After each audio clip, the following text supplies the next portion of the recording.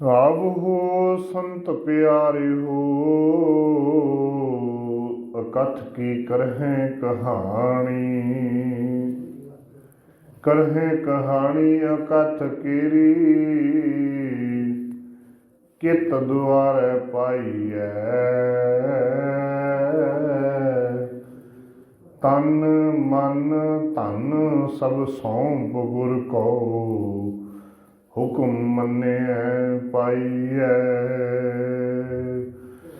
ਹੁਕਮ ਮੰਨਿਓ ਗੁਰੂ ਕੇਰਾ, ਗਾਵੋ ਸੱਚੀ ਬਾਣੀ। ਕਹੈ ਨਾਨਕ ਸੁਣੋ ਸੰਤੋ, ਅਕਥਿਓ ਅਕਥ ਕਹਾਣੀ। ਕਹੈ ਨਾਨਕ ਸੁਣੋ ਸੰਤੋ, ਕਥਿਓ ਅਕਥ ਕਹਾਣੀ। ਵਾਹਿਗੁਰੂ ਜੀ ਕਾ ਖਾਲਸਾ, ਵਾਹਿਗੁਰੂ ਜੀ ਕੀ ਫਤਿਹ। ਜੁਗ ਜੁਗ ਅਟਲ ਸਤਿਗੁਰੂ ਸ਼੍ਰੀ ਗੁਰੂ ਗ੍ਰੰਥ ਸਾਹਿਬ ਜੀ ਮਹਾਰਾਜ ਜੀ ਦੀ ਪਾਵਨ ਪਵਿੱਤਰ ਬਾਰਗਾਹ ਦੇ ਅੰਦਰ ਜੁੜ ਬੈਠੇ ਗੁਰਸਿੱਖ ਪਿਆਰ ਵਾਲੇ ਬੜੇ ਭਾਗੇ ਹੋ। ਸਤਿਗੁਰਾਂ ਦੀ ਨਜ਼ਰੇ ਰਹਿਮਤ ਦੇ ਸਦਕਾ, ਜੋ ਗੁਰਦੇਵ ਪਾਤਸ਼ਾਹ ਦੀ ਬਖਸ਼ਿਸ਼ ਦੇ ਸਦਕਾ ਨਿਤਨੇਮ ਦੀਆਂ ਬਾਣੀਆਂ ਦੇ ਵਿੱਚ ਹਾਜ਼ਰੀ ਭਰ ਕੇ ਧੰਨਵਾਦੀ ਬਣਾਇਆ ਹੈ। ਲੜੀਵਾਰ ਚੱਲ ਰਹੀ ਆਨੰਦ ਸਾਹਿਬ ਜੀ ਦੀ ਬਾਣੀ ਦੇ ਵਿਚਾਰ ਦੇ ਅੰਦਰ ਪਿਛਲੇ ਦੀਵਾਨਾਂ ਦੇ ਅੰਦਰ ਅਸੀਂ 8 ਪੌੜੀਆਂ ਤੱਕ ਵਿਚਾਰ ਕਰ ਚੁੱਕੇ ਹਾਂ। ਅੱਜ 9ਵੀਂ ਪੌੜੀ ਦੇ ਅੰਦਰ ਗੁਰਦੇਵ ਪਾਤਸ਼ਾਹ ਧੰਨ ਗੁਰੂ ਅਮਰਦਾਸ ਜੀ ਮਹਾਰਾਜ ਜੀ ਸਾਨੂੰ ਕੀ ਸਮਝਾਉਣਾ ਚਾਹੁੰਦੇ ਨੇ, ਉਹਨਾਂ ਦੇ ਵਿਚਾਰਾਂ ਤੋਂ ਪਹਿਲਾਂ ਮਨ ਬਿਰਤੀਆਂ ਇਕਾਗਰ ਕਰਦਿਆਂ ਹੋਇਆਂ, ਸਤਿਗੁਰਾਂ ਦੇ ਚਰਨਾਂ ਕਮਲਾਂ ਦੇ ਵਿੱਚ ਨਤਮਸਤਕ ਹੁੰਦਿਆਂ ਹੋਇਆਂ ਗੁਰ ਫਤਿਹ ਪ੍ਰਵਾਨ ਕਰਨਾ ਕਰੋ ਜੀ। ਵਾਹਿਗੁਰੂ ਜੀ ਕਾ ਖਾਲਸਾ, ਵਾਹਿਗੁਰੂ ਜੀ ਕੀ ਫਤਿਹ। ਪਿਛਲੇ ਦੀ ਪੌੜੀ ਦੇ ਅੰਦਰ ਗੁਰਦੇਵ ਪਾਤਸ਼ਾਹ ਨੇ ਸਾਨੂੰ ਸਮਝਾਉਣਾ ਕੀਤਾ ਸੀ ਕਿ ਆਪਣੇ ਉਦਮ ਦੇ ਸਦਕਾ ਜਦੋਂ ਜੀਵ ਪ੍ਰਭੂ ਪਰਮਾਤਮਾ ਦੇ ਨਾਲ ਜੁੜਦਾ ਹੈ, ਗੁਰੂ ਦੀ ਕਿਰਪਾ ਐਸੀ ਬਣ ਆਉਂਦੀ ਹੈ ਕਿ ਪ੍ਰਭੂ ਪਰਮਾਤਮਾ ਉਹਦੇ ਮਨ ਆਤਮਾ ਹਿਰਦੇ ਦੇ ਵਿੱਚ ਸ਼ਾਂਤੀ ਭਰ ਦਿੰਦਾ ਹੈ, ਟਿਕਾਊ ਭਰ ਦਿੰਦਾ ਹੈ। ਜਦੋਂ ਪਰਮਾਤਮਾ ਦੇ ਨਾਲ ਜੁੜਦਾ ਹੈ, ਮਨ ਕਰਕੇ ਗੁਰੂ ਦੇ ਦਰ ਦੇ ਉੱਤੇ ਆਉਂਦਾ ਹੈ, ਮਨ ਦੇ ਅੰਦਰ ਸ਼ਾਂਤੀ ਟਿਕਾਊ ਆਉਣਾ ਸ਼ੁਰੂ ਹੁੰਦਾ ਹੈ। ਅਤੇ ਗੁਰਦੇਵ ਪਾਤਸ਼ਾਹ ਅੱਜ ਦੇ ਬਚਨਾਂ ਦੇ ਅੰਦਰ ਸਮਝਾਉਂਦਿਆਂ ਹੋਇਆਂ ਬਚਨ ਕਹਿਣ ਲੱਗੇ, ਆਵੋ ਸੰਤ ਪਿਆਰੇ ਹੋ, ਅਕਥ ਕੀ ਕਰਹਿ ਕਹਾਣੀ। ਮੇਰੇ ਸਾਹਿਬ ਬਚਨ ਧੰਨ ਗੁਰੂ ਅਮਰਦਾਸ ਜੀ ਮਹਾਰਾਜ ਜੀ ਕਹਿਣ ਲੱਗੇ, ਆਵੋ ਸੰਤ ਪਿਆਰੇ ਹੋ। ਦੇਖੋ, ਪਹਿਲਾ ਸ਼ਬਦ ਆਵੋ ਆਇਆ ਹੈ। ਆਵੋ ਬਹੁ ਵਚਨ ਆ ਗਿਆ, ਬਹੁਤਿਆਂ ਨੂੰ ਆਵਾਜ਼ ਦਿੱਤੀ ਹੈ ਕਿ ਐ ਮੇਰੇ ਸੰਤ ਪਿਆਰਿਓ, ਮੇਰੇ ਕੋਲ ਚੱਲ ਕੇ ਆਓ। ਸੰਤ ਸ਼ਬਦ ਜੇਕਰ ਤੱਤੇ ਦੀ ਔਂਕੜ ਲੱਗੀ ਹੁੰਦੀ ਤੇ ਫਿਰ ਇੱਕ ਵਚਨ ਹੋਣਾ ਸੀ, ਕਿਉਂਕਿ ਪਹਿਲਾ ਵੀ ਸ਼ਬਦ ਬਹੁ ਵਚਨ ਹੈ ਅਤੇ ਮਗਰਲਾ ਵੀ ਪਿਆਰਿਓ ਵੀ ਬਹੁ ਵਚਨ ਹੈ, ਦੋਵੇਂ ਸ਼ਬਦ ਬਹੁ ਵਚਨ ਹੈ। ਵਿਚਕਾਰਲਾ ਸ਼ਬਦ ਪਾਰਟੀਕੂਲਰ ਇੱਕ ਸ਼ਬਦ ਵਾਸਤੇ ਵਰਤਿਆ ਗਿਆ। ਉਹਦੇ ਵਾਸਤੇ ਕੀ ਹੈ ਕਿ ਉਹਨਾਂ ਨੇ ਆਵਾਜ਼ ਕਿਹਨੂੰ ਦਿੱਤੀ ਹੈ। ਹੁਣ ਗੁਰਬਾਣੀ ਦੇ ਅੰਦਰ ਇੱਕ ਆਮ ਤੌਰ ਦੇ ਉੱਤੇ ਗੱਲ, ਸਿੱਧੇ ਤੌਰ ਦੇ ਉੱਤੇ ਲਫ਼ਜ਼ ਸਾਂਝੇ ਕਰਦੇ ਹਾਂ। ਅਸੀਂ ਗੁਰਬਾਣੀ ਨੂੰ ਜਦੋਂ ਜਿਉਂ ਵਿਚਾਰਾਂਗੇ ਤਿਉਂ ਇਹਦੇ ਵਿੱਚ ਹੋਰ ਗਹਿਰਾਈ ਦੇ ਨਾਲ ਜਾਵਾਂਗੇ। ਸ਼ਬਦ ਬ੍ਰਹਮ ਗਿਆਨੀ, ਸੰਤ, ਸਾਧ, ਗੁਰੂ ਨਾਨਕ ਦੇਵ ਜੀ ਮਹਾਰਾਜ ਜੀ ਤੋਂ ਪਹਿਲਾਂ ਵੀ ਸ਼ਬਦ ਵਰਤੇ ਜਾਂਦੇ ਰਹੇ। ਇਹਨਾਂ ਦੇ ਵਿੱਚ ਇਹ ਜਿਹੜੇ ਸ਼ਬਦ ਨੇ, ਗੁਰਦੇਵ ਪਾਤਸ਼ਾਹ ਨੇ ਗੁਰੂ ਨਾਨਕ ਦੇਵ ਜੀ ਮਹਾਰਾਜ ਜੀ ਤੋਂ ਲੈ ਕੇ ਧੰਨ ਗੁਰੂ ਤੇਗ ਬਹਾਦਰ ਜੀ ਮਹਾਰਾਜ ਜੀ ਨੇ ਬਾਣੀ ਦੇ ਵਿੱਚ ਬਹੁਤਾਤ ਦੇ ਵਿੱਚ ਸ਼ਬਦ ਵਰਤੇ।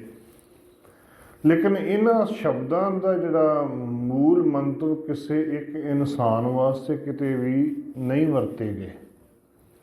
ਇਹ ਜਿੱਥੇ ਵੀ ਵਰਤੇ ਗਏ ਜਾਂ ਤਾਂ ਇੱਕ ਪਰਮਾਤਮਾ ਵਾਸਤੇ ਵਰਤੇ ਗਏ, ਜਿੱਥੇ ਇੱਕ ਵਚਨ ਹੋਏਗਾ ਜਾਂ ਗੁਰੂ ਦੇ ਵਾਸਤੇ ਹੋਵੇਗਾ, ਜਿੱਦਾਂ ਗੁਰੂ ਸਾਹਿਬਾਨ ਸਨ ਉਹਨਾਂ ਦੇ ਵਾਸਤੇ ਵਰਤੇ ਗਏ ਸੀ, ਜਾਂ ਹੁਣ ਸਾਡੇ ਮੌਜੂਦਾ ਗੁਰੂ ਅਸੀਂ ਗੁਰਬਾਣੀ ਗੁਰੂ ਗ੍ਰੰਥ ਸਾਹਿਬ ਜੀ ਮਹਾਰਾਜ ਜੀ ਦੇ ਰੂਪ ਦੇ ਵਿੱਚ ਇਹਨਾਂ ਨੂੰ ਵਰਤ ਸਕਦੇ ਹਾਂ। ਅਤੇ ਤੀਸਰਾ ਜਿਹੜਾ ਸ਼ਬਦ ਹੈ ਬਹੁਵਚਨ ਜਦੋਂ ਆਉਂਦਾ ਹੈ ਉਹ ਫਿਰ ਗੁਰਸਿੱਖਾਂ ਦੇ ਵਾਸਤੇ ਸ਼ਬਦ ਆਉਂਦਾ ਹੈ। ਕਿਸੇ ਇੱਕ ਇਨਸਾਨ ਵਾਸਤੇ ਤੁਸੀਂ ਜਿੱਥੇ ਮਰਜ਼ੀ ਪੜ੍ਹ ਲਵੋ, ਜਿੱਥੇ ਮਰਜ਼ੀ ਉਹਦੇ ਅਰਥ ਕਰਕੇ ਵੇਖ ਲਵੋ, ਇੱਕ ਇਨਸਾਨ ਵਾਸਤੇ ਕਿਤੇ ਨਹੀਂ ਆਉਂਦੇ ਹੈਗੇ। ਗੁਰੂਦੇਵ ਪਾਤਸ਼ਾਹ ਗੁਰੂ ਨਾਨਕ ਦੇਵ ਜੀ ਮਹਾਰਾਜ ਜੀ ਤੋਂ ਲੈ ਕੇ ਅਸੀਂ ਸਿੱਖ ਇਤਿਹਾਸ ਦੇ ਵੱਲ ਜਦੋਂ ਝਾਤ ਮਾਰਦੇ ਹਾਂ, ਅਤੇ ਗੁਰੂ ਨਾਨਕ ਦੇਵ ਜੀ ਮਹਾਰਾਜ ਜੀ ਦੇ ਨਾਲ ਭਾਈ ਮਰਦਾਨਾ ਜੀ ਜ਼ਿੰਦਗੀ ਦੇ 53 ਸਾਲ ਦਿਨ ਰਾਤ ਉਹਨਾਂ ਦੇ ਨਾਲ ਸੇਵਾ ਕੀਤੀ। ਉਹਨਾਂ ਦੇ ਨਾਂ ਦੇ ਅੱਗੇ ਵੀ ਕੇਵਲ ਅਤੇ ਕੇਵਲ ਸ਼ਬਦ ਭਾਈ ਸ਼ਬਦ ਵਰਤਿਆ ਗਿਆ। ਹਰ ਥਾਂ ਦੇ 'ਤੇ ਭਾਈ ਮਰਦਾਨਾ ਜੀ ਆਇਆ। ਜੇ ਸ਼ਬਦ ਵਰਤਿਆ ਗਿਆ ਲਹਿਣਾ, ਅਤੇ ਉਹਦੇ ਨਾਲ ਭਾਈ ਲਹਿਣਾ ਦੀ ਸ਼ੁਰੂਆਤ ਹੋਈ। ਬਾਅਦ ਦੇ ਵਿੱਚ ਉਹ ਗੁਰੂ ਅੰਗਦ ਦੇਵ ਜੀ ਬਣੇ। ਦੂਸਰੀ ਸ਼ਖਸੀਅਤ ਜਿਹੜੀ ਧੰਨ ਗੁਰੂ ਨਾਨਕ ਦੇਵ ਜੀ ਮਹਾਰਾਜ ਜੀ ਤੋਂ ਲੈ ਕੇ ਜਿਨ੍ਹਾਂ ਨੇ ਧੰਨ ਗੁਰੂ ਤੇਗ ਬਹਾਦਰ ਜੀ ਤੱਕ ਦਰਸ਼ਨ ਕੀਤੇ, ਧੰਨ ਬਾਬਾ ਬੁੱਢਾ ਜੀ, ਉਹਨਾਂ ਦੇ ਨਾਂ ਦੇ ਅੱਗੇ ਬਾਬਾ ਸ਼ਬਦ ਹੋਇਆ। ਦੋ ਸ਼ਬਦ ਜ਼ਿਆਦਾਤਰ ਚੱਲਦੇ ਰਹੇ, ਭਾਈ ਅਤੇ ਬਾਬਾ। ਫਿਰ ਬਾਬਾ ਗੁਰਦਿੱਤਾ ਜੀ ਵਾਸਤੇ ਸ਼ਬਦ ਬਾਬਾ ਵਰਤਿਆ ਗਿਆ। ਫਿਰ ਬਾਬਾ ਸ਼ਬਦ ਧੰਨ ਬਾਬਾ ਦੀਪ ਸਿੰਘ ਜੀ ਦੇ ਨਾਂ ਦੇ ਨਾਲ ਲੱਗਣਾ ਸ਼ੁਰੂ ਹੋਇਆ। ਧੰਨ ਭਾਈ ਮਰਦਾਨਾ ਜੀ ਦੇ ਨਾਲ ਨਾਂ ਸ਼ਬਦ ਵਰਤਦੇ ਆ। ਜਦੋਂ ਜਿਉਂ ਸ਼ਬਦ ਅੱਗੇ ਵੱਧਦਾ ਗਿਆ, ਸਮਾਂ ਵੱਧਦਾ ਗਿਆ, ਅਤੇ ਭਾਈ ਸ਼ਬਦ ਗੁਰਸਿੱਖਾਂ ਦੇ ਵਾਸਤੇ ਅਗਾਂਹ ਚੜ੍ਹ ਕੇ, ਜਿਵੇਂ ਅਸੀਂ ਭਾਈ ਮਤੀ ਦਾਸ, ਭਾਈ ਸਤੀ ਦਾਸ, ਭਾਈ ਦਇਆਲਾ ਜੀ, ਜਿਨ੍ਹਾਂ ਨੇ ਗੁਰੂਦੇਵ ਪਾਤਸ਼ਾਹ ਨਾਲ ਸ਼ਹਾਦਤਾਂ ਦਿੱਤੀਆਂ। ਫਿਰ ਪੰਜਾਂ ਪਿਆਰਿਆਂ ਦੇ ਅੱਗੇ ਵੀ ਜੇਕਰ ਸ਼ਬਦ ਨਾਲ ਲਿਆਉਣਾ ਪਿਆ, ਭਾਈ ਸ਼ਬਦ ਵਰਤਿਆ ਗਿਆ। ਭਾਈ ਅਤੇ ਬਾਬਾ ਗੁਰਸਿੱਖੀ ਦੇ ਵਿੱਚ ਸ਼ਬਦ ਵਰਤੇ ਜਾਂਦੇ ਰਹੇ। ਲੇਕਿਨ ਕਿਤੇ ਵੀ ਕਿਸੇ ਵੀ ਗੁਰੂ ਪਿਆਰ ਵਾਲੇ ਦੇ ਨਾਲ ਜਾਂ ਗੁਰੂ ਦੇ ਦਰ ਦੇ ਉੱਤੇ ਰਹਿਣ ਵਾਲੇ ਦੇ ਨਾਲ ਸ਼ਬਦ ਦੇ ਰੂਪ ਦੇ ਅੰਦਰ ਸੰਤ ਜਾਂ ਬ੍ਰਹਮ ਗਿਆਨੀ ਜਾਂ ਸਾਧ ਸ਼ਬਦ ਨਹੀਂ ਲੱਗਾ। ਭਗਤ ਸਾਹਿਬਾਨਾਂ ਵਾਸਤੇ ਵੀ ਗੁਰੂਦੇਵ ਪਾਤਸ਼ਾਹ ਨੇ ਭਗਤ ਸ਼ਬਦ ਵਰਤਿਆ, ਨਾ ਕਿ ਉਹਨਾਂ ਨੂੰ ਵੀ ਕੋਈ ਸੰਤ ਆਖਿਆ ਜਾਂ ਸਾਧ ਆਖਿਆ। ਅਤੇ ਗੁਰੂਦੇਵ ਪਾਤਸ਼ਾਹ ਉਹੀ ਗੱਲ ਸਮਝਾਉਣ ਲੱਗੇ, ਕਹਿਣ ਲੱਗੇ ਆਵੋ ਹੋ ਸੰਤ ਪਿਆਰੇ ਹੋ, ਇਹ ਮੇਰੇ ਪਿਆਰ ਵਾਲਿਓ ਗੁਰਸਿੱਖੋ। ਹੁਣ ਇੱਥੇ ਬਹੁਵਚਨ ਹੈ। ਗੁਰੂਦੇਵ ਪਾਤਸ਼ਾਹ ਜਦੋਂ ਬਚਨਾਂ ਸੰਤਾਂ ਕੇ ਕਾਰਜ ਆਪ ਖੁਲਵਾਰ ਕੰਮ ਕਰਾਵਣ ਆਇਆ ਰਾਮ, ਉੱਥੇ ਗੁਰਸਿੱਖਾਂ ਦੀ ਗੱਲ ਕੀਤੀ। ਗੁਰਸਿੱਖਾਂ ਦੇ ਕੰਮ ਪ੍ਰਭੂ ਪਰਮਾਤਮਾ ਆਪ ਚੱਲ ਕੇ ਆਣ ਕੇ ਸਾਰੇ ਕਾਰਜ ਸਵਾਰਦਾ ਰਿਹਾ। ਇੱਥੇ ਸ਼ਬਦ ਕਹਿਣ ਲੱਗੇ ਮੇਰੇ ਪੁੱਤਰੋ, ਮੇਰੀਓ ਧੀਓ, ਆਵੋ ਸੰਤ ਪਿਆਰੇ ਹੋ, ਮੇਰੇ ਕੋਲੋਂ ਸਾਰੇ ਜਾਣੇ ਪਿਆਰ ਦੇ ਨਾਲ ਚੱਲ ਕੇ ਆਓ। ਜਦੋਂ ਪਿਆਰ ਦੇ ਨਾਲ, ਦੇਖੋ ਕੋਈ ਵੀ ਕੰਮ ਹੈ ਜਦੋਂ ਪਿਆਰ ਦੇ ਨਾਲ ਹੋਵੇਗਾ ਤੇ ਸਾਰੇ ਕੰਮ ਸਵਰ ਜਾਣਗੇ। ਗੁੱਸੇ ਦੇ ਨਾਲ ਤੇ ਕੋਈ ਕੰਮ ਹੁੰਦਾ ਹੀ ਨਹੀਂ ਹੈ, ਨਾ ਹੀ ਕਰਾਇਆ ਜਾ ਸਕਦਾ। ਜ਼ਬਰਦਸਤੀ ਕੰਮ ਜਿਹੜਾ ਕਰਾਇਆ ਜਾਂਦਾ ਹੈ ਉਹ ਕੇਵਲ ਤੇ ਕੇਵਲ ਨਕਾਰਾਤਮਕ ਹੀ ਕਾਰਜ ਹੋਇਆ ਰਹੇਗਾ। ਉਹਦੇ ਵਾਸਤੇ ਹਮੇਸ਼ਾ ਕਦੀ ਦਾਦ ਨਹੀਂ ਮਿਲੇਗੀ, ਕਦੀ ਉਹਦੇ ਵਾਸਤੇ ਸ਼ਾਬਾਸ਼ ਨਹੀਂ ਮਿਲੇਗੀ। ਅਤੇ ਗੁਰੂਦੇਵ ਪਾਤਸ਼ਾਹ ਕਹਿਣ ਲੱਗੇ ਮੇਰੇ ਪੁੱਤਰੋ, ਮੇਰੀ ਧੀਓ, ਸਾਰੇ ਜਾਣੇ ਆਣ ਕੇ ਰਲ ਮਿਲ ਕੇ ਕੀ ਕਰੋ, ਇਕੱਠ ਕੀ ਕਰਹਿ ਕਹਾਣੀ। ਇਕੱਠ ਤੋਂ ਭਾਵ ਜਿਹੜਾ ਕਥਿਆ ਨਾ ਜਾ ਸਕਦਾ ਹੋਵੇ। ਕਥਨਾ ਹੁੰਦਾ ਬਿਆਨ ਕਰਨਾ, ਇਕੱਠ ਹੁੰਦਾ ਜਿਹੜਾ ਬਿਆਨ ਹੀ ਨਾ ਕੀਤਾ ਜਾ ਸਕਦਾ ਹੋਵੇ। ਇਕੱਠ ਕੀ ਕਰੇ ਹੈ ਕਹਾਣੀ, ਉਸ ਅਕਾਲ ਪੁਰਖ ਪ੍ਰਭੂ ਪਰਮਾਤਮਾ ਜਿਹਨੂੰ ਦੁਨੀਆ ਦੇ ਅੰਦਰ ਕੋਈ ਇਨਸਾਨ ਇਕੱਲਾ ਤੌਰ ਦੇ ਉੱਤੇ ਕਹਿ ਕੇ ਬਿਆਨ ਕਰਦੇ ਤੇ ਨਹੀਂ ਕਰ ਸਕਦਾ, ਉਸ ਪਰਮਾਤਮਾ ਦੀਆਂ, ਉਸ ਕਰਤਾ ਪੁਰਖ ਵਾਹਿਗੁਰੂ ਦੀਆਂ ਵਡਿਆਈਆਂ ਬਹਿ ਕੇ ਰਲ ਮਿਲ ਕੇ ਕਰੀਏ। ਉਸ ਪਰਮਾਤਮਾ ਦੇ ਦਰ ਘਰ ਦੀ ਗੱਲ ਰਲ ਮਿਲ ਕੇ ਕਰੀਏ, ਕਿਉਂਕਿ ਹਰੇਕ ਦੇ ਉੱਤੇ ਪਰਮਾਤਮਾ ਨੇ ਬਖਸ਼ਿਸ਼ ਕੀਤੀ ਹੈ। ਕਿਸੇ ਨੂੰ ਕੋਈ ਗੁਣ ਦਿੱਤਾ ਹੈ, ਕਿਸੇ ਨੂੰ ਕੋਈ ਗੁਣ ਦਿੱਤਾ ਹੈ। ਜਦੋਂ ਰਲ ਮਿਲ ਕੇ ਪਰਮਾਤਮਾ ਦੀਆਂ ਗੱਲਾਂ ਕਰਾਂਗੇ ਫਿਰ ਪਰਮਾਤਮਾ ਦੇ ਦਰ ਦੇ ਉੱਤੇ ਪ੍ਰਵਾਨ ਹੋਵਾਂਗੇ। ਕਿਉਂਕਿ ਜਦੋਂ ਆਮ ਤੌਰ ਦੇ ਉੱਤੇ ਕਈ ਵਾਰੀ ਸਾਡੇ ਮਨ ਦੇ ਅੰਦਰ ਹੁੰਦਾ ਨਾ ਕਿ ਹੁਣ ਤੇ ਘਰ ਦੇ ਅੰਦਰ ਵੀ ਟੀਵੀ ਹੈਗਾ ਆ, ਜਾਂ ਉੱਥੇ ਵੀ ਅਸੀਂ ਦਰਬਾਰ ਸਾਹਿਬ ਦਾ ਕੀਰਤਨ ਸੁਣ ਲੈਂਦੇ ਹਾਂ, ਸਾਨੂੰ ਕੀ ਲੋੜ ਹੈ ਗੁਰੂ ਦੇ ਦਰ ਦੇ ਉੱਤੇ ਆਉਣ ਦੀ। ਅਸੀਂ ਘਰ ਦੇ ਵਿੱਚ ਵੀ ਪੋਥੀਆਂ ਰੱਖੀਆਂ ਆ। ਕਈ ਆਖ ਦਿੰਦੇ ਨੇ ਕਿ ਅਸੀਂ ਘਰ ਦੇ ਵਿੱਚ ਵੀ ਗੁਰੂ ਗ੍ਰੰਥ ਸਾਹਿਬ ਜੀ ਮਹਾਰਾਜ ਰੱਖਿਆ, ਸਾਨੂੰ ਕੀ ਲੋੜ ਹੈ ਗੁਰਦੁਆਰੇ ਆਉਣ ਦੀ। ਤੇ ਭਾਈ ਗੁਰਦਾਸ ਜੀ ਬੜਾ ਸੋਹਣਾ ਲਿਖਦੇ ਨੇ ਕਿ ਇੱਕ ਸਿੱਖ ਦੋਏ ਸਾਧ ਸੰਗ ਪੰਜੀ ਪਰਮੇਸ਼ਵਰ। ਵੀ ਜੇਕਰ ਇੱਕ ਸਿੱਖ ਹੋਏਗਾ ਤੇ ਉਹ ਇੱਕ ਸਿੱਖ ਹੀ ਹੈ। ਜੇ ਇਕੱਲਾ ਇੱਕ ਜਣਾ ਬਾਣੀ ਪੜ੍ਹ ਰਿਹਾ, ਉਹ ਇਕੱਲਾ ਬਾਣੀ ਆਪਣੇ ਵਾਸਤੇ ਹੀ ਪੜ੍ਹ ਰਿਹਾ ਹੈ। ਇੱਕ ਸਿੱਖ ਦੋਏ ਸਾਧ ਸੰਗ। ਜੇਕਰ ਦੋ ਜਣੇ ਬਹਿ ਕੇ ਰੱਬ ਦੇ ਦਰ ਘਰ ਦੀ ਕੋਈ ਗੱਲ ਕਰ ਰਹੇ ਨੇ, ਉਹ ਸਤਸੰਗਤ ਹੋਏਗੀ। ਤੇ ਜਿੱਥੇ 5 ਜਣੇ ਬਹਿ ਜਾਣਗੇ, ਪਰਮਾਤਮਾ ਦੀ ਗੱਲ ਹੋ ਰਹੀ ਹੋਏਗੀ, ਤੇ ਪਰਮਾਤਮਾ ਉਹਨਾਂ ਦੇ ਵਿਚਕਾਰ ਆਣ ਕੇ ਬੈਠਾ ਹੋਵੇਗਾ। ਪੰਜੀ ਪਰਮੇਸ਼ਵਰ, ਪੰਜਾਂ ਦੇ ਵਿੱਚ ਪਰਮੇਸ਼ਵਰ ਆਪ ਵਿਚਰੇਗਾ। ਤੇ ਜਿੱਥੇ ਸੰਗਤ ਹੋ ਰਹੀ ਹੋਏਗੀ ਤੇ ਉੱਥੇ ਤੇ ਆਪ ਪਰਮਾਤਮਾ ਹਾਜ਼ਰ ਨਾਜ਼ਰ ਹੋਵੇਗਾ। ਤੇ ਗੁਰਦੇਵ ਪਾਤਸ਼ਾਹ ਉਹੀ ਗੱਲ ਸਾਨੂੰ ਸਮਝਾਉਣ ਲੱਗੇ, ਆਪ ਹੋ ਸੰਤ ਪਿਆਰੇ ਹੋ ਅਕਥ ਕੀ ਕਰੇ ਕਹਾਣੀ। ਇੱਥੇ ਆਣ ਕੇ ਬਹਿ ਕੇ ਨਾ ਅਸੀਂ ਉਸ ਅਕਥ ਪਰਮਾਤਮਾ ਨੂੰ ਕਥਨ ਦਾ ਯਤਨ ਕਰੀਏ। ਕਿਉਂਕਿ ਜਦੋਂ ਇੱਕ ਸੰਗਤੀ ਤੌਰ ਦੇ ਉੱਤੇ ਆਣ ਕੇ ਪਰਮਾਤਮਾ ਦੇ ਗੁਣ ਗਾਵਾਂਗੇ ਤੇ ਉਹਦੇ ਵਿੱਚ ਕੋਈ ਮਾਣ ਹੰਕਾਰ ਵਾਲੀ ਗੱਲ ਨਹੀਂ ਹੋਵੇਗੀ, ਉਹਦੇ ਵਿੱਚ ਕੋਈ ਵੱਡਾ ਜਾਂ ਨਿੱਕੇ ਵਾਲੀ ਕੋਈ ਗੱਲ ਨਹੀਂ ਹੋਵੇਗੀ। ਉੱਥੇ ਇੱਕ ਪਰਮਾਤਮਾ ਦੇ ਦਰ ਘਰ ਦੀਆਂ ਗੱਲਾਂ ਹੋਣਗੀਆਂ। ਉਹਦੇ ਦਰ ਘਰ ਦੀ ਗੱਲ ਕਰਕੇ ਵੀ ਕਿਸੇ ਨੂੰ ਕੋਈ ਅਭਿਮਾਨ ਨਹੀਂ ਆਵੇਗਾ, ਕਿਉਂਕਿ ਉੱਥੇ ਪਤਾ ਹੈ, ਪਤਾ ਨਹੀਂ ਕਿਹਦੇ ਉੱਤੇ ਪਰਮਾਤਮਾ ਨੇ ਕਿੰਨੀ ਰਹਿਮਤ ਕਦੋਂ ਕਿਸ ਵਕਤ ਕਰ ਦੇਣੀ ਹੈ, ਇਹ ਕੋਈ ਪਤਾ ਨਹੀਂ, ਕੋਈ ਆਖ ਨਹੀਂ ਸਕਦਾ, ਕੋਈ ਜਾਣ ਨਹੀਂ ਸਕਦਾ। ਤੇ ਸਾਹਿਬ ਕਹਿਣ ਲੱਗੇ, ਕਰਹਿ ਕਹਾਣੀ ਅਕਥ ਕੇਰੀ ਕਿਤ ਦੁਆਰੇ ਪਾਈਐ। ਤੇ ਗੁਰੂ ਦੇ ਦਰ ਦੇ ਉੱਤੇ ਆਣ ਕੇ ਕੀ ਕਰਨਾ ਹੈ। ਅਸੀਂ ਸਾਡੇ ਮਨ ਦੇ ਅੰਦਰ ਵੀ ਸਵਾਲ ਆ ਜਾਏਗਾ ਨਾ ਕਿ ਅਸੀਂ ਗੁਰੂ ਦੇ ਦਰ ਦੇ ਉੱਤੇ ਆਉਂਦੇ ਹਾਂ, ਤੇ ਗੁਰੂ ਦੇ ਦਰ ਦੇ ਉੱਤੇ ਆਣ ਕੇ ਕਰਨਾ ਕੀ ਹੈ। ਕੀ ਇਕੱਲਾ ਆਣ ਕੇ ਮੱਥਾ ਟੇਕ ਕੇ ਚਲੇ ਜਾਣਾ ਆ, ਜਾਂ ਕਿ ਇਕੱਲੀ ਪਾਠ ਸੁਣ ਕੇ ਚਲੇ ਜਾਣਾ, ਜਾਂ ਕੀਰਤਨ ਸੁਣ ਕੇ ਚਲੇ ਜਾਣਾ, ਜਾਂ ਉਸ ਪਰਮਾਤਮਾ ਦੀਆਂ ਵਡਿਆਈਆਂ ਕਰਕੇ ਜਾਣਾ। ਦੇਖੋ ਸਾਰੇ ਹੈ ਕੀਰਤੀ ਹੈ, ਚਾਹੇ ਕੀਰਤਨ ਲਾ ਲਓ, ਕਥਾ ਲਾ ਲਓ, ਢਾਡੀ ਸਿੰਘ ਲਾ ਲਓ, ਹਰ ਤਰੀਕੇ ਦੇ ਨਾਲ ਪਰਮਾਤਮਾ ਦੀ ਵਡਿਆਈ ਗਾਈ ਜਾ ਰਹੀ ਹੈ। ਲੇਕਿਨ ਜਦੋਂ ਗੁਰੂ ਦੀ ਗੱਲ ਨੂੰ ਜਿੰਨੀ ਦੇਰ ਤੱਕ ਸਮਝ ਨਹੀਂ ਆਉਂਦੀ, ਜਿੰਨੀ ਦੇਰ ਤੱਕ ਜਾਗ ਨਹੀਂ ਲੱਗਦੀ, ਦੁੱਧ ਨੂੰ ਟਿਕਾਓ ਨਹੀਂ ਆਉਂਦਾ, ਫਿਰ ਉਹ ਜੰਮੇਗਾ ਨਹੀਂ। ਫਿਰ ਜਿੰਨੀ ਦੇਰ ਤੱਕ ਮਧਾਣੀ ਨਹੀਂ ਵਿੱਚ ਰਿੜਕੀ ਜਾਏਗੀ, ਉਨੀ ਦੇਰ ਤੱਕ ਮੱਖਣ ਨਹੀਂ ਨਿਕਲਣਾ। ਵਿਚਾਰਨਾ ਜਿਹੜਾ ਗੁਰਬਾਣੀ ਨੂੰ ਵਿਚਾਰਨਾ ਜਿਹੜਾ ਆ, ਉਹ ਮਧਾਣੀ ਫੇਰਨ ਵਾਲੀ ਗੱਲ ਆ। ਮਧਾਣੀ ਫੇਰ ਕੇ ਜਿਹੜਾ ਮੱਖਣ ਕੱਢਣਾ ਹੈ, ਉਹਦੇ ਵਿੱਚੋਂ ਸ਼ਬਦ ਦੇ ਵਿੱਚੋਂ ਮੱਖਣ ਕੱਢ ਕੇ ਸਮਝ ਕੇ ਉਸ ਤੋਂ ਲਾਹਾ ਪ੍ਰਾਪਤ ਕਰਨਾ ਹੈ। ਹੁਣ ਸਾਹਿਬ ਕਹਿਣਗੇ, ਕਰਹਿ ਕਹਾਣੀ ਅਕਥ ਕੇਰੀ। ਉਸ ਪਰਮਾਤਮਾ ਦੀ ਜਿਹੜਾ ਕਥਿਆ ਨਹੀਂ ਜਾ ਸਕਦਾ, ਜਿਹੜਾ ਉਹਨੂੰ ਕਥਨ ਦਾ ਯਤਨ ਕਰਨਾ ਹੈ। ਸੰਗਤ ਦੇ ਵਿੱਚ ਬਹਿ ਕੇ ਉਸ ਪਰਮਾਤਮਾ ਨੂੰ ਵਿਚਾਰਨ ਦਾ ਯਤਨ ਕਰਨਾ ਕਿ ਪਰਮਾਤਮਾ ਦੇ ਨਾਲ ਮਿਲਿਆ ਕਿਵੇਂ ਜਾ ਸਕਦਾ, ਪਰਮਾਤਮਾ ਹੈ ਕੀ, ਪਰਮਾਤਮਾ ਮਿਲਿਆ ਕਿਵੇਂ ਜਾ ਸਕਦਾ ਆ।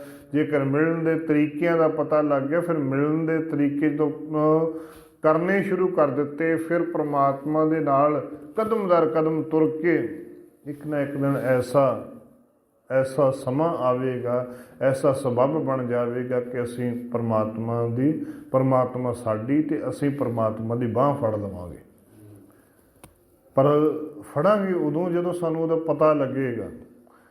ਦੇਖੋ, ਜਦੋਂ ਅੰਧੇਰੇ ਦੇ ਵਿੱਚ ਐਵੇਂ ਹੱਥ ਮਾਰੀ ਜਾਵਾਂਗੇ, ਸਾਨੂੰ ਪਤਾ ਹੀ ਨਹੀਂ ਲੱਗਾ ਕਿ ਕਿਹੜੀ ਜਗ੍ਹਾ ਦੇ ਉੱਤੇ ਜਾ ਕੇ ਅਸੀਂ ਬਹਿਣਾ ਹੈ। ਤੇ ਫਿਰ ਜੇ ਸਾਨੂੰ ਪਤਾ ਹੋਵੇਗਾ ਕਿ ਇੱਥੇ ਇਸ ਜਗ੍ਹਾ ਦੇ ਉੱਤੇ ਜਾ ਕੇ ਬਹਿਣਾ ਹੈ, ਅਸੀਂ ਸਿੱਧੇ ਜਾ ਕੇ ਬਹਿ ਜਾਵਾਂਗੇ। ਤੇ ਜੇ ਸਾਨੂੰ ਪਤਾ ਹੀ ਨਾ ਹੋਏ, ਅੰਧੇਰੇ ਦੇ ਵਿੱਚ ਅਸੀਂ ਆਲੇ ਦੁਆਲੇ ਤੁਰੇ ਫਿਰਦੇ ਕੰਧਾਂ ਨਾਲ ਟੱਕਰਾਂ ਮਾਰੀ ਜਾਵਾਂਗੇ, ਫਿਰ ਗੱਲ ਥੋੜ੍ਹੀ ਬਣਨੀ ਹੈ। ਜਦੋਂ ਗੁਰੂ ਨੇ ਦੱਸ ਦਿੱਤਾ ਕਿ ਪੁੱਤਰਾ ਤੇਰੀ ਆਹ ਜਗ੍ਹਾ ਈਓ, ਤੂੰ ਇਸ ਜਗ੍ਹਾ ਦੇ ਉੱਤੇ ਆਣ ਕੇ ਬਹਿਣਾ ਈਓ, ਪਰਮਾਤਮਾ ਤੇ ਮੈਂ ਤੇਰੀ ਆਣ ਕੇ ਬਾਂਹ ਫੜ ਲਊਂਗਾ।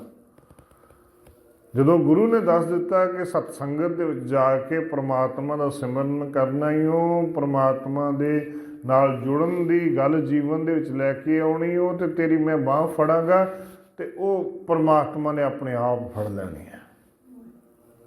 ਤੇ ਸਾਹਿਬ ਕਹਿਣ ਲੱਗੇ, ਕਰਹੇ ਕਹਾਣੀ ਅਕਥ ਕੇਰੀ ਕਿਤ ਦੁਆਰੇ ਪਾਈਐ। ਗੁਰੂ ਦੇ ਦਰ ਦੇ ਉੱਤੇ ਆਣ ਕੇ ਕਥਨਾ ਕੀ ਹੈ, ਬਿਆਨ ਕੀ ਕਰਨਾ ਕਿ ਕਿਹੜੇ ਤਰੀਕੇ ਨਾਲ ਸੱਚੇ ਪਾਤਸ਼ਾਹ ਤੇਰੇ ਦਰ ਦੇ ਉੱਤੇ ਪ੍ਰਵਾਨ ਹੋਇਆ ਜਾ ਸਕਦਾ ਹੈ। ਕਿਤ ਦੁਆਰੇ ਪਾਈਐ, ਕਿਹੜੇ ਤਰੀਕੇ ਦੇ ਨਾਲ ਤੇਰੇ ਦਰਵਾਜ਼ੇ ਦੇ ਉੱਤੇ, ਤੇਰੇ ਦਰ ਦੇ ਉੱਤੇ ਪ੍ਰਵਾਨ ਹੋਇਆ ਜਾ ਸਕਣਾ ਹੈ। ਬਾਹਰੀ ਤੌਰ ਦੇ ਉੱਤੇ ਥੋੜ੍ਹੀ ਹੋਇਆ ਜਾਣਾ, ਅੰਦਰੂਨੀ ਤੌਰ ਦੇ ਉੱਤੇ ਖੋਜ ਕਰਾਂਗੇ ਤਾਂ ਬਣਨੀ ਗੱਲ। ਪਰੰਤੂ ਜਦੋਂ ਗੁਰੂ ਦੱਸੂਗਾ ਕਿਹੜਾ ਤਰੀਕਾ, ਫਿਰ ਗੱਲ ਬਣਨੀ ਹੈ ਵੀ ਕਿਹੜੇ ਤਰੀਕੇ ਨਾਲ ਪ੍ਰਮਾਤਮਾ ਤੈਨੂੰ ਪਾਇਆ ਜਾ ਸਕਦਾ ਹੈ। ਇਹ ਸਵਾਲ ਕਰਦਾ, ਇਹ ਮੇਰੇ ਮਾਲਕਾ ਕਿਹੜੇ ਤਰੀਕੇ ਨਾਲ ਤੈਨੂੰ ਪਾਇਆ ਜਾ ਸਕਦਾ ਹੈ। ਹੁਣ ਉਹਦੇ ਜਵਾਬ ਦੇ ਵਿੱਚ ਸਾਹਿਬ ਕਹਿਣ ਲੱਗੇ ਅਗਲੀ ਪੰਕਤੀ ਦੇ ਅੰਦਰ, ਤਨ ਮਨ ਧਨ ਸਭ ਸੌਂਪ ਗੁਰ ਕੋ, ਹੁਕਮ ਮੰਨੈ ਪਾਈਐ। ਸਾਹਿਬ ਕਹਿਣ ਲੱਗੇ, ਜੇ ਪ੍ਰਮਾਤਮਾ ਦੇ ਦਰ ਦੇ ਉੱਤੇ ਪ੍ਰਵਾਨ ਹੋਣਾ ਨਾ, ਪਹਿਲੀ ਗੱਲ ਜਦੋਂ ਗੁਰੂ ਦੇ ਦਰ ਦੇ ਉੱਤੇ ਆਉਣਾ, ਤਨ ਮਨ ਧਨ ਸਭ ਸੌਂਪ ਗੁਰ ਕੋ। ਗੁਰੂ ਦੇ ਦਰ ਦੇ ਉੱਤੇ ਦੇਖੋ, ਮੱਥਾ ਟੇਕਣ ਤੋਂ ਭਾਵ ਮਤਲਬ ਵੀ ਇਹੀ ਹੈ ਕਿ ਸਭ ਕੁਝ ਅਰਪਣ ਕਰ ਦਿੱਤਾ। ਤਨ ਵੀ ਤੇਰੇ ਦਰ ਦੇ ਉੱਤੇ ਅਰਪਣ ਕਰ ਦਿੱਤਾ, ਮਨ ਮੱਥਾ ਥੱਲੇ ਲਾਉਨੇ ਆ, ਮਨ ਵੀ ਤੇਰੇ ਦਰ ਦੇ ਉੱਤੇ ਪ੍ਰਵਾਨ ਹੈ ਸਾਡਾ। ਧਨ ਭੇਟਾ ਪਾਉਨੇ ਆ, ਵੀ ਭੇਟਾ ਵੀ ਤੇਰੇ ਦਰ ਦੇ ਉੱਤੇ ਪ੍ਰਵਾਨ ਹੋ ਜੇ। ਤਨ ਮਨ ਧਨ ਸਭ ਸੌਂਪ ਗੁਰ ਕੋ। ਅਗਲੀ ਗੱਲ ਹੈ ਹੁਕਮ ਮੰਨਿਆ ਪਾਈ, ਅਗਲੀ ਗੱਲ ਹੈ ਹੁਕਮ ਮੰਨਣ ਦੀ। ਜੋ ਗੁਰੂ ਕਹਿੰਦਾ ਆ ਉਹਦੇ ਕਹੇ ਹੋਏ ਅਨੁਸਾਰ ਚੱਲਣਾ। ਹੁਣ ਕਈ ਵਾਰੀ ਆਖਦੀ ਵੀ ਮਾਲਕਾ ਤੇਰੇ ਦਰ ਦੇ ਉੱਤੇ ਵੀ ਆਉਂਦੇ ਆ, ਬਾਣੀ ਵੀ ਪੜ੍ਹਦੇ ਆ, ਪਰ ਤੇਰਾ ਹੁਕਮ ਮੰਨਣ ਨੂੰ ਜੀ ਨਹੀਂ ਕਰਦਾ। ਗੁਰੂ ਵਾਲੇ ਨਹੀਂ ਮੰਨਣਾ, ਬਾਕੀ ਸਭ ਕੁਝ ਕਰਨ ਨੂੰ ਤਿਆਰ ਆ, ਫਿਰ ਗੱਲ ਨਹੀਂ ਬਣਦੀ। ਫਿਰ ਸਾਹਿਬ ਕਹਿਣ ਲੱਗੇ, ਜਦੋਂ ਹੁਕਮ ਮੰਨਣ ਦੀ ਗੱਲ ਆਵੇਗੀ, ਹੁਕਮ ਮੰਨਿਆ ਪਾਈਐ, ਜਦੋਂ ਹੁਕਮ ਮੰਨ ਕੇ ਆਪਣੇ ਜੀਵਨ ਦੇ ਅੰਦਰ ਪ੍ਰਵਾਨ ਕਰਨ ਦੀ ਗੱਲ ਆਵੇ, ਤਾਂ ਜਾ ਕੇ ਪ੍ਰਮਾਤਮਾ ਪ੍ਰਵਾਨ ਹੋਣਾ ਹੈ, ਪ੍ਰਮਾਤਮਾ ਦਰ ਦੇ ਉੱਤੇ ਪਹੁੰਚਿਆ ਜਾ ਸਕਣਾ ਹੈ, ਜੇ ਗੁਰੂ ਦਾ ਹੁਕਮ ਮੰਨੇਗਾ। ਤੇ ਹੁਕਮ ਕੀ ਹੈ? ਇੱਕੋ ਨਾਮ ਹੁਕਮ ਹੈ, ਨਾਨਕ ਸਚਿਤ ਕਰ ਦਿਆ ਬੁਝਾਏ ਜੀਓ। ਇੱਕ ਪ੍ਰਮਾਤਮਾ ਦਾ ਜਿਹੜਾ ਨਾਮ ਹੈ ਉਹੀ ਹੁਕਮ ਹੈ ਕਿ ਪ੍ਰਮਾਤਮਾ ਦੇ ਨਾਮ ਦੇ ਨਾਲ ਜੁੜਨਾ ਹੈ। ਤੇ ਜਦੋਂ ਜੁੜਨ ਦੀ ਗੱਲ ਆਏਗੀ, ਹੁਕਮ ਮੰਨਿਓ ਗੁਰੂ ਕੇਰਾ ਗਾਵੋ ਸੱਚੀ ਬਾਣੀ। ਹੁਣ ਇੱਥੇ ਗੱਲ ਸਪਸ਼ਟ ਨਾਲ ਹੀ ਕਰ ਦਿੱਤੀ। ਦੇਖੋ, ਗੁਰੂ ਪਾਤਸ਼ਾਹ ਨਾਲ ਹੀ ਸਵਾਲ ਕਰਦੇ ਤੇ ਨਾਲ ਹੀ ਜਵਾਬ ਦੇ ਦਿੰਦੇ ਆ, ਕਿਤੇ ਭੁਲੇਖੇ ਦੇ ਵਿੱਚ ਨਾ ਗੁਰਸਿੱਖ ਰਹਿ ਜਾਵੇ। ਕਹਿੰਦੇ ਹੁਕਮ ਮੰਨਿਓ ਗੁਰੂ ਕੇਰਾ, ਕਹਿੰਦੇ ਗੁਰੂ ਦਾ ਹੁਕਮ ਮੰਨਣਾ ਆ। ਤੇ ਗੁਰੂ ਕਿਹੜਾ ਹੁਕਮ ਮੰਨਣਾ ਹੈ? ਗਾਵੋ ਸੱਚੀ ਬਾਣੀ, ਉਸ ਸੱਚੇ ਮਾਲਕ ਦੀ ਸੱਚੀ ਬਾਣੀ ਗਾਉਣੀ ਹੈ, ਕੱਚੀ ਬਾਣੀ ਨਹੀਂ, ਝੂਠੀ ਬਾਣੀ ਨਹੀਂ ਗਾਉਣੀ, ਕੇਵਲ ਤੇ ਕੇਵਲ ਸੱਚੀ ਬਾਣੀ ਗਾਉਣੀ ਹੈ। ਉਸ ਪਰਮਾਤਮਾ ਦੇ ਨਾਲ ਜੁੜਨ ਦੇ ਵਾਸਤੇ ਜਦੋਂ ਸੱਚੀ ਬਾਣੀ ਗਾਉਣੀ ਸ਼ੁਰੂ ਕਰ ਦੇਵਾਂਗੇ, ਸੱਚ ਦੇ ਨਾਲ ਜੁੜਨਾ ਸ਼ੁਰੂ ਕਰ ਦੇਵਾਂਗੇ, ਜਦੋਂ ਅਸੀਂ ਕੱਚ ਤੋਂ ਛੁਟਕਾਰਾ ਪਾ ਕੇ ਸੱਚ ਦੇ ਨਾਲ ਜੁੜਾਂਗੇ ਤੇ ਸੱਚਾ ਮਾਲਕ ਆਪਣੇ ਆਪ ਬਾਂਹ ਫੜ ਲਵੇਗਾ। ਜਿਸ ਦਿਨ ਬਾਂਹ ਮਾਲਕ ਨੇ ਫੜ ਲਈ, ਫਿਰ ਹੋਵੇਗਾ ਕਿ ਕਹੇ ਨਾਨਕ ਸੁਣੋ ਸੰਤੋ ਕਥਿਓ ਅਕਥ ਕਹਾਣੀ। ਧੰਨ ਗੁਰੂ ਅਮਰਦਾਸ ਜੀ ਨਾਨਕ ਨਾਮ ਦੀ ਮੋਹਰ ਲਾਉਂਦਿਆਂ ਹੋਇਆਂ ਬਚਨ ਕਹਿਣ ਲੱਗੇ, ਕਹੇ ਨਾਨਕ ਸੁਣੋ ਸੰਤੋ। ਐ ਮੇਰੇ ਗੁਰਸਿੱਖ ਪਿਆਰ ਵਾਲਿਓ, ਇਹ ਗੱਲ ਪੱਕੇ ਤੌਰ 'ਤੇ ਸੁਣ ਲਵੋ, ਇਹ ਗੱਲ ਸਮਝ ਲਓ, ਸੱਚਾ ਕਰਕੇ ਸੱਚੀ ਗੱਲ ਸਮਝ ਲਓ। ਕੀ ਸਮਝਣਾ ਹੈ? ਕਥਿਓ ਅਕਥ ਕਹਾਣੀ। ਫਿਰ ਉਸ ਅਕਥ ਮਾਲਕ ਦੀ ਜਿਹੜੀ ਕਥਾ ਹੈ, ਉਸ ਅਕਥ ਮਾਲਕ ਦੀਆਂ ਗੱਲਾਂ ਜਿਹੜੀਆਂ ਨੇ, ਜਦੋਂ ਬਾਣੀ ਗਾਵਾਂਗੇ, ਬਾਣੀ ਸੁਣਾਂਗੇ, ਤੇ ਉਹ ਗੱਲਾਂ ਸਮਝ ਆਉਣੀਆਂ ਸ਼ੁਰੂ ਹੋਣਗੀਆਂ। ਸਮਝ ਆਉਣੀਆਂ ਉਦੋਂ ਸ਼ੁਰੂ ਹੋਈਆਂ ਜਦੋਂ ਉਹਦੀਆਂ ਗੱਲਾਂ ਦੇ, ਦੇਖੋ ਆਮ ਤੌਰ ਦੇ ਉੱਤੇ ਕਈ ਵਾਰੀ ਹੁੰਦਾ ਨਾ, ਛੋਟੇ ਬੱਚੇ ਤੋਤਲੀ ਆਵਾਜ਼ 'ਚ ਗੱਲ ਕਰਦੇ ਨੇ ਤੇ ਉਹਦੀ ਮਾਂ ਨੂੰ ਉਸ ਦੀ ਸਾਰੀ ਰਮਜ਼ ਸਮਝ ਆ ਜਾਂਦੀ ਹੈ। ਹੋਰ ਕੋਈ ਆਖੇਗਾ ਤੇ ਉਹਨੂੰ ਸਮਝ ਨਹੀਂ ਆਵੇਗੀ। ਲੇਕਿਨ ਜਦੋਂ ਪਰਮਾਤਮਾ ਦੇ ਦਰ ਘਰ ਦੀਆਂ ਗੱਲਾਂ ਜੀਵਨ ਦੇ ਵਿੱਚ ਸ਼ੁਰੂਆਤ ਹੋਵੇਗੀ ਨਾ, ਪਰਮਾਤਮਾ ਨੂੰ ਸਾਰੀਆਂ ਗੱਲਾਂ ਸਮਝ ਆ ਜਾਣੀਆਂ ਨੇ। ਭਾਵੇਂ ਅਸੀਂ ਕਿਸੇ ਜ਼ੁਬਾਨ ਦੇ ਵਿੱਚ ਵੀ ਪਰਮਾਤਮਾ ਨੂੰ ਆਰਾਧੀਏ, ਧਿਆਈਏ, ਕਿਸੇ ਵੀ ਰੂਪ ਦੇ ਵਿੱਚ ਆਰਾਧਨਾ ਸ਼ੁਰੂ ਕਰ ਦਈਏ, ਪਰਮਾਤਮਾ ਨੂੰ ਸਾਰੀ ਗੱਲ ਦੀ ਸੋਝੀ ਆ ਜਾਣੀ। ਪਰਮਾਤਮਾ ਦੀ ਰਹਿਮਤ ਸਾਡੇ ਜੀਵਨ ਦੇ ਵਿੱਚ ਹੋਣੀ ਸ਼ੁਰੂਆਤ ਹੋ ਜਾਣੀ ਹੈ, ਕਿਉਂਕਿ ਉਹਨੂੰ ਪਤਾ ਹੈ ਕਿ ਹੁਣ ਮਿਲਣ ਵਾਸਤੇ ਤੁਰ ਪਿਆ ਹੈ। ਜਿਸ ਦਿਨ ਮਿਲਾਪ ਦੀ ਅਵਸਥਾ ਨੂੰ ਤੁਰਾਂਗੇ ਤੇ ਪਰਮਾਤਮਾ ਆਪਣੇ ਆਪ ਸਾਡੇ ਜੀਵਨ ਦੇ ਵਿੱਚ ਰਹਿਮਤਾਂ ਕਰ ਦੇਵੇਗਾ। ਕਥੇ ਹੋ ਅਕਥ ਕਹਾਣੀ, ਬਸ ਅਕਥ ਮਾਲਕ ਦੀ ਕਥਾ ਕਰਨੀ ਸ਼ੁਰੂ ਕਰ ਦਈਏ, ਪਰਮਾਤਮਾ ਦੀ ਵਡਿਆਈ ਕਰਨੀ ਸ਼ੁਰੂ ਕਰ ਦਈਏ। ਜਿਉਂ-ਜਿਉਂ ਵਡਿਆਈ ਕਰਾਂਗੇ ਫਿਰ ਹੋਵੇਗਾ ਕਿ ਜਿਹੜਾ ਸਾਡਾ ਉਸ ਤੋਂ ਬਾਅਦ ਜਦੋਂ ਵਡਿਆਈ ਸ਼ੁਰੂ ਕਰਾਂਗੇ ਤਾਂ ਸਭ ਤੋਂ ਜਿਹੜਾ ਭਿਆਨਕ ਜਿਹੜਾ ਪੰਗਾ ਆਣ ਕੇ ਪੈਂਦਾ ਉਹ ਹੈ ਮਨ ਦੇ ਉੱਤੇ। ਅਤੇ ਮਨ ਜਿਹੜਾ ਹੈ ਉਹ ਟਿਕਦਾ ਨਹੀਂ, ਉਹਨੂੰ ਟਿਕਾਉਣਾ ਕਿਵੇਂ ਹੈ ਉਹ ਅਗਲੇਰੀ ਪੌੜੀ ਕੱਲ੍ਹ ਦੇ ਸ਼ਬਦ ਦੇ ਵਿਚਾਰ ਕਰਾਂਗੇ। ਸੱਚੇ ਪਾਤਸ਼ਾਹ ਰਹਿਮਤ ਕਰਨ, ਕਹੇ ਹੋਏ ਸੁਣੇ ਹੋਏ ਬੋਲ ਹਿਰਦਿਆਂ ਦੇ ਅੰਦਰ ਵਸ ਜਾਵਣ। ਗੁਰਬਾਣੀ ਦੀ ਵਿਚਾਰ ਕਰਦੇ ਬੇਅੰਤ ਭੁੱਲਾਂ ਚੁੱਕਾਂ ਹੁੰਦੀਆਂ ਨੇ, ਗੁਰੂ ਤੇ ਸੰਗਤ ਬਖਸ਼ਣ ਯੋਗ ਹੈ। ਭੁੱਲ ਚੁੱਕ ਦੀ ਖਿਮਾ। ਵਾਹਿਗੁਰੂ ਜੀ ਕਾ ਖਾਲਸਾ, ਵਾਹਿਗੁਰੂ ਜੀ ਕੀ ਫਤਿਹ।